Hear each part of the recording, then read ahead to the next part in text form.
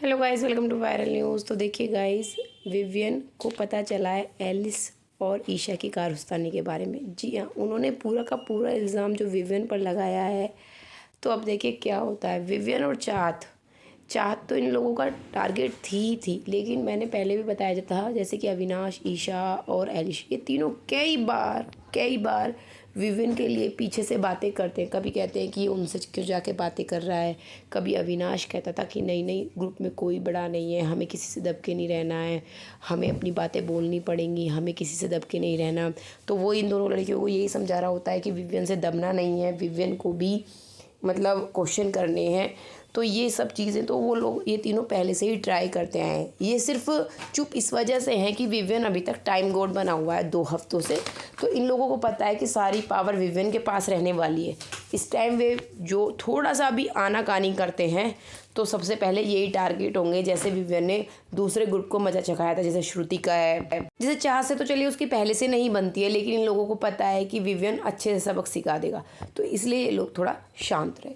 अब बात आती है वो वुमेन कार्ड वाली, जो एलिश को कहा गया वीकेंड के वार पर, लेकिन एलिश ने ये सारा इल्ज़ाम विवियन पर डाल दिया। उसने कहा कि मेरे को विवियन ने कहा था डिफेंड करने के लिए, जबकि मैं तो अटैक करना चाह रही थी। तो यहाँ पे फिर वो कहती है कि मैंने वीकेंड के वार पर उसका नाम नहीं बोला, तुम तीनों में से कोई भी होता मैं नहीं लेती, लेकिन तूने और अविनाश ने, मुझे दोनों ने कहा था कि तुझे लेना चाहिए था, कि अगर हम चारों में से कोई गलती करता है तो हम लोगों को कॉल आउट करना चाहिए।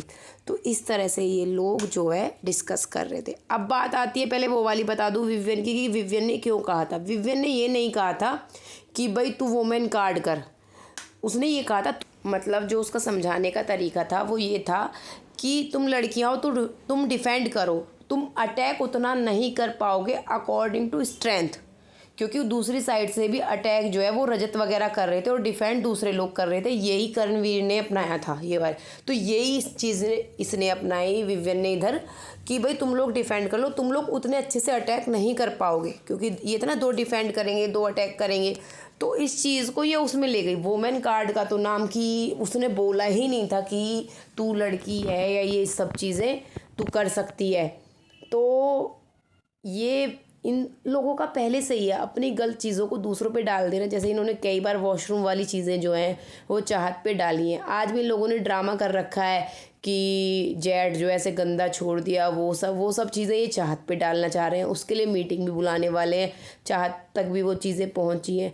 अब मिलके इन दोनों की जो बैंड ना बजे ना, तो समझिए शो का बंटाधार है। शो का बंटाधार हो इसलिए रहा है, लोगों का इंटरेस्ट खो रहा है कि एक तरफ से लोग गलतियां करते जाएंगे, बेईमानी करते जाएंगे, उन लोगों को कोई कुछ कहने वाला नहीं है ना वीकेंड के वार पर।